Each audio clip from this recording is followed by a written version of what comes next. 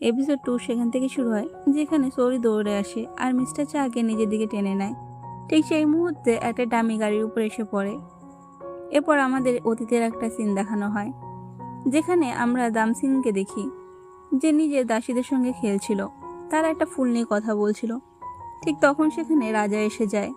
সে দামসিনের জন্য একটা ওষুধ নিয়ে এসেছিল, কিন্তু সেখানে আমাদের রাজার মুখ দেখানো হয় না। দামসিন ওষুধটা দেখেই বুঝে যায় ওটার মধ্যে বিষ আছে, তাই সে সেটা ফেলে দেয় আর রাজার কাছে ক্ষমা চাইতে থাকে। হঠাৎ সবকিছু মিলিয়ে যায়। তখন দামসিন বুঝতে পারে সে ভবিষ্যৎ দেখেছিল। এরপর আমরা আবার প্রেজেন্টে ফিরে আসি, যেখানে আমরা সরিকে দেখি, যে অজ্ঞান হয়ে গেছিল। তারপর তার জ্ঞান ফিরে আসে। পরের সিনে সেই মিস্টার চায়ের সামনে বসেছিল। সরি মনে মনে ভাবছিল, লোকটা বড় লোক, আবার দেখতেও হ্যান্ডসাম। এরপর সরি বলতে থাকে, আমার একটা বিশেষ ক্ষমতা আছে, আমি ভবিষ্যৎ দেখতে পারি। আমার আগের জীবনে আমার উপর অনেক হামলা হয়েছিল, কিন্তু আমি সব অপরাধীদের ধরে শাস্তি দিয়েছিলাম। সে আরও বলে, আমি তোমাকেও প্রোটেক্ট করতে পারি। তোমার ওপর যত হামলা হতে চলেছে সব আমি আগেই বুঝতে পারবো।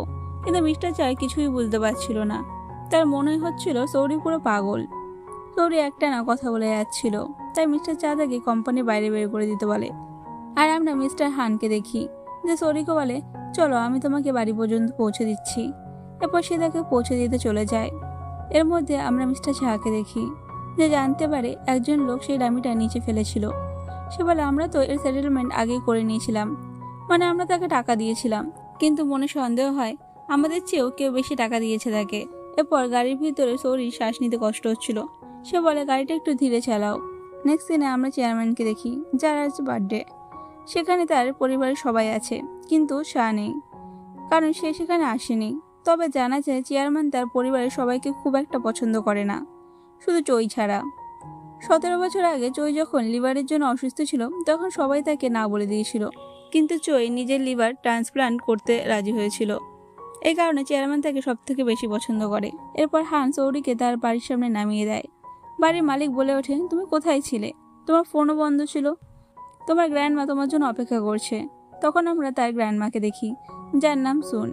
তিনি তাকে ভেতরে নিয়ে যান আর বলে, তোমার নিশ্চয়ই খুব খিদে পেয়েছে, চলো খেয়ে নাও। তিনি তার হাত দেখে বলেন, তোমাকে খুব ক্লান্ত মনে হচ্ছে। এরপর সে তার বানানো খাবার খেতে থাকে। এরপর সিন শিফট হয়, যেখানে ফ্যামিলির সবাই কথা বলছিল। ঠিক তখন মিস্টার চা সেখানে চলে আসে, যেখানে গ্র্যান্ডফাদার কিছুটা রেগেছিল তার উপর, কিন্তু সে বিষয়টা মজার ছলে এড়িয়ে যায়। এরপর সে আনের সঙ্গে কথা বলতে চলে যায়। যে লোকটা তার উপর হামলা করেছিল তাদের সেই বিষয় নিয়েই কথা হয়। সে বলে, এটা নিয়ে আমাদের পুলিশকে জানানো উচিত, কারণ তোমার উপর অ্যাটাক হয়েছিল। কিন্তু ফারহান সেটা মানা করে দেয়। সে বলে, আমি চাই না এসব মানুষরা এটা জানুক। এরপর সে চারপাশে মানুষদের দেখে আর বলে ওঠে, এরা সবাই ফেক স্মাইল করছে, এরা শুধু চেয়ারম্যানের প্রপার্টির জন্য এখানে আছে। এরপর ওখানে গ্যারম্যান সেখানে চলে আসে আর তাকে কিছু টাকা দিয়ে যায়। তিনি বলে, এই টাকাটা দিয়ে তুমি নতুন কোনো কাপড় কিনে নিও। এরপর বলে, আমি ওই মেয়েটার সম্পর্কে খোঁজ নিয়েছি, কিন্তু তার সম্পর্কে বেশি কিছু জানা যায়নি। সে গরিব আর একটা অ্যাপার্টমেন্টে থাকে। সেখানে পাশের দেয়াল থেকে শব্দ আসছিল, তাই সে নিজেও শব্দ করতে শুরু করে। এরপর তার নেইবার বাইরে আসে আর তার উপর চিৎকার শুরু করে। সে বলে, তুমি সবসময় এমন করো কেন? কিন্তু সেই সময় সৌরি আসলে সে ছিল না, তার ভেতরে ছিল দামসিন। আমরা দেখি সৌরি নেইবারকে খুব কড়া ভাষায় অপমান করে, আর আশেপাশে সবাই সেটা শুনতে থাকে। তবু সে তাকে আরো অপমান করে আর সেখান থেকে চলে যায়।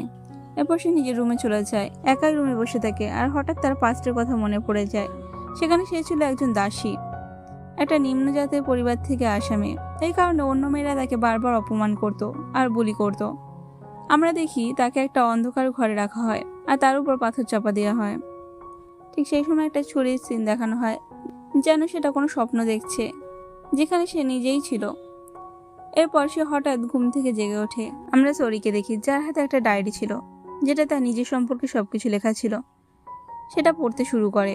পড়তে পড়তে সকাল হয়ে যায়। এরপর সে ছাদে চলে যায়। সে দাঁড়িয়ে বলে, আমি এই জীবন এভাবে নষ্ট হতে দেব না। যে শরীরের মধ্যে আমি আছি, আমি তাকে ভালোভাবে বাঁচাবো।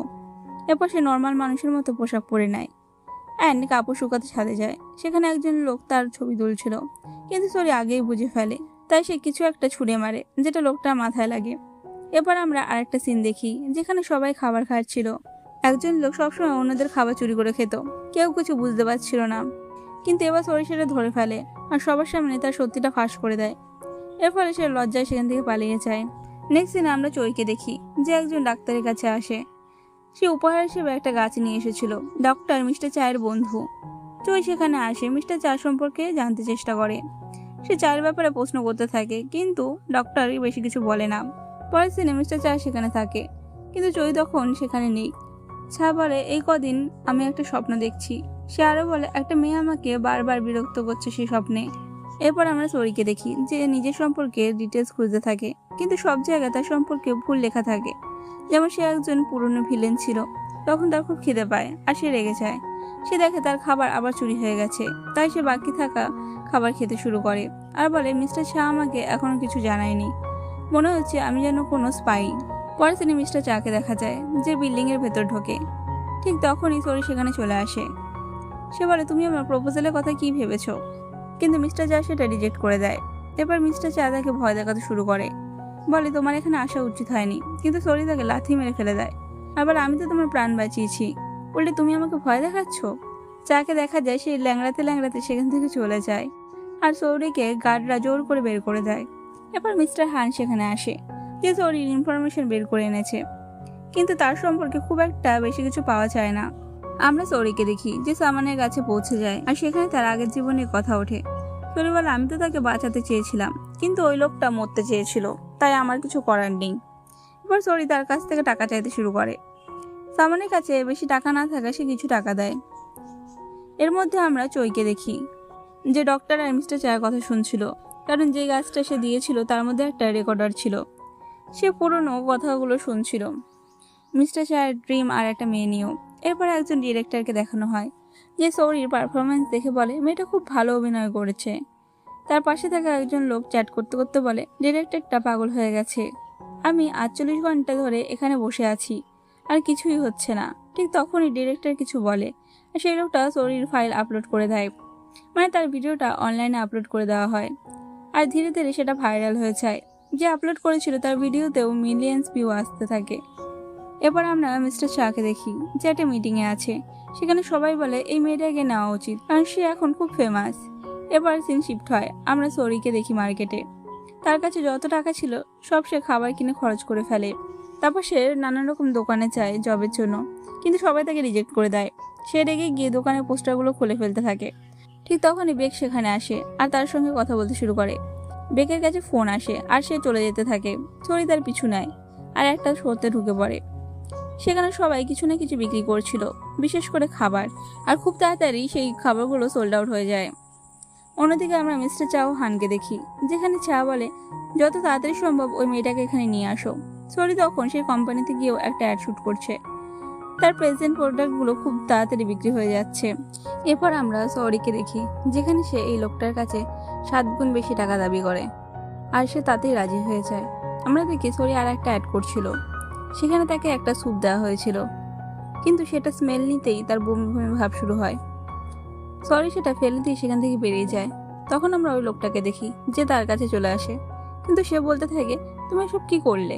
তখন সরি তার উপর চিৎকার করতে শুরু করে আর বলতে থাকে, তুমি এর মধ্যে কি মিশিয়েছিলে? এটা শুনে লোকটা তার দিকে এগিয়ে যেতে থাকে আর সরি তার হাত দুটো ধরে ফেলে আর নিজের মাথা দিয়ে তাকে মারে। এতে লোকটা ভীষণ রেগে যায়। সে তাকে পাঞ্চ মারতে যাচ্ছিল। ঠিক সেই সময় সেখানে মিস্টার চা আসে। সে লোকটাকে ধরে ফেলে আর তাকে সেখানে আছাড় মেরে ফেলে দেয়। তারপরে সরিকে বলতে থাকে, আমি অবশেষে তোমাকে খুঁজে পেয়েছি। এরপর জানা যায় মিস্টার চা তাকে ওই অ্যাডটাই দেখেছিল আর সে জেনে গেছিল সরি কোথায় ছিল।